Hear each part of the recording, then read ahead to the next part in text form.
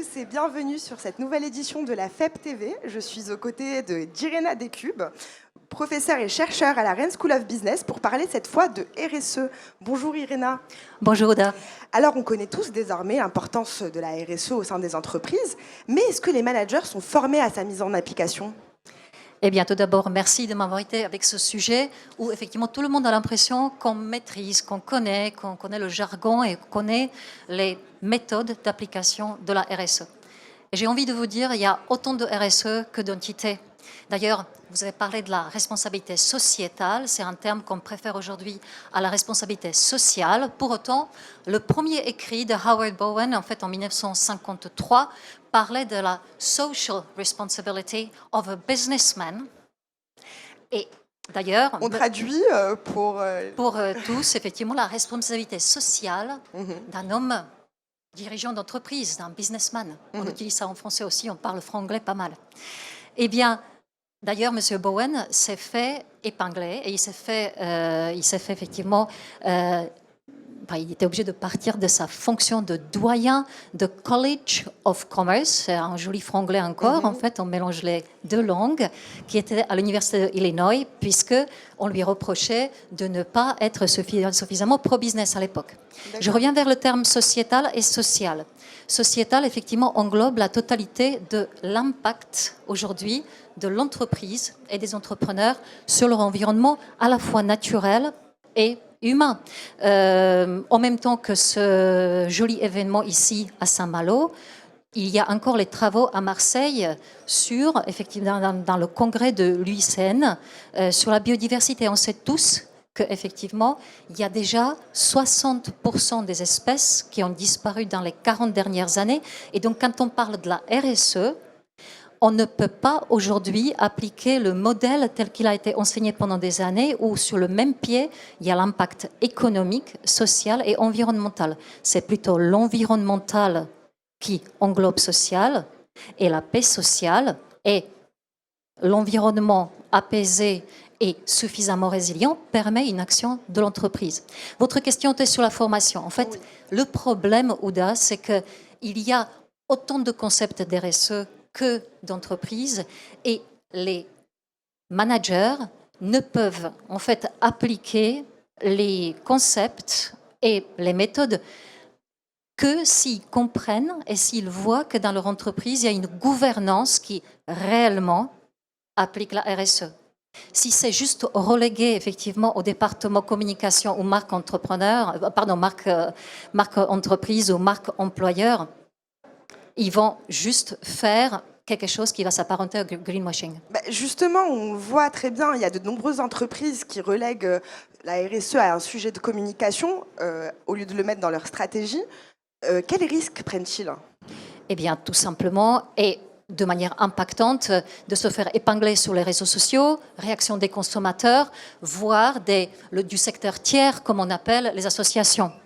Et cet impact peut être plus ou moins long et effectivement, je viens de parler de la marque, pas seulement la marque employeur, mais la marque tout court peut pendant longtemps souffrir de cela. Mais permettez-moi, je préfère... Voilà, en fait, un exemple de bonne pratique, ça parlera plus à nos auditeurs.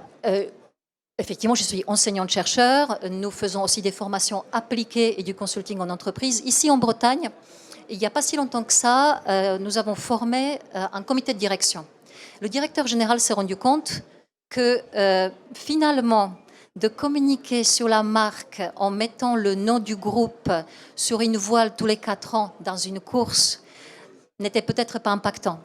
Cette année-là, il y avait une de ces nombreuses tempêtes et de plus en plus nombreuses tempêtes qui a eu lieu sur le littoral. Il y a 50 mètres de la plage, pas loin de l'entreprise, qui a disparu. Les salariés, pour beaucoup, aimaient se promener sur la plage et étaient pêcheurs à pied. Eh bien, il s'est rendu compte, puisque cette entreprise fait du béton, collaboration avec une école de chimie et d'architecture a permis de créer des structures qui protègent aujourd'hui cette plage. Et l'impact de cette communication est à la fois vers les parties prenantes externes, les personnes qui vivent autour de cette entreprise, mais aussi en interne, puisque les salariés sentent qu'ils étaient effectivement écoutés et qu'ils ont fait quelque chose d'utile et ils en sont fiers. une initiative inspirante. Et aujourd'hui, pour finir, quel conseil donneriez-vous à un manager qui souhaite mener à bien sa politique RSE? Encore vaste question. Et eh bien, à nouveau, en fait, nous sommes ici sur le littoral. Permettez-moi de paraphraser Antoine de Saint-Exupéry, qui aurait dit, Ah oui, rien que ça. qui aurait dit, si tu veux construire un bateau, ne donne pas aux hommes et aux femmes des ordres, comment le faire, où se trouve chaque chose. Si tu veux construire un bateau, fais naître dans le cœur de ces hommes et de ces femmes le désir de la mer. Et donc, la RSE aujourd'hui, en fait, est perçue comme un carcan, comme une contrainte. Transformons la RSE en opportunité, mais réelle. Et comment faire? Tout d'abord, en gouvernance de l'entreprise, là où se prennent les décisions stratégiques et d'où les managers vont prendre effectivement leur démarche, il faut tout d'abord créer cette raison d'être. Comment vous pouvez faire? Imaginons que vous vous serviez d'une démarche japonaise qui s'appelle Ikigai. Alors ça, vous allez nous l'expliquer. Ikigai, qu'est-ce que c'est? Ikigai, un très joli terme, en fait, c'est une pratique ancestrale japonaise qui permet à tout un chacun, aux individus, à trouver un sens à leur existence. Très bien. Rien que ça. Rien que ça. Rien que ça. Ah oui, mais ça peut s'appliquer aux entreprises.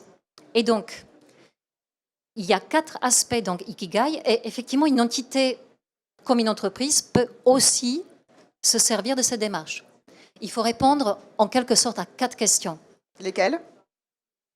Ce que nous savons bien faire, ce que nous aimons faire, ce pourquoi nous sommes rémunérés et ce dont le monde a besoin.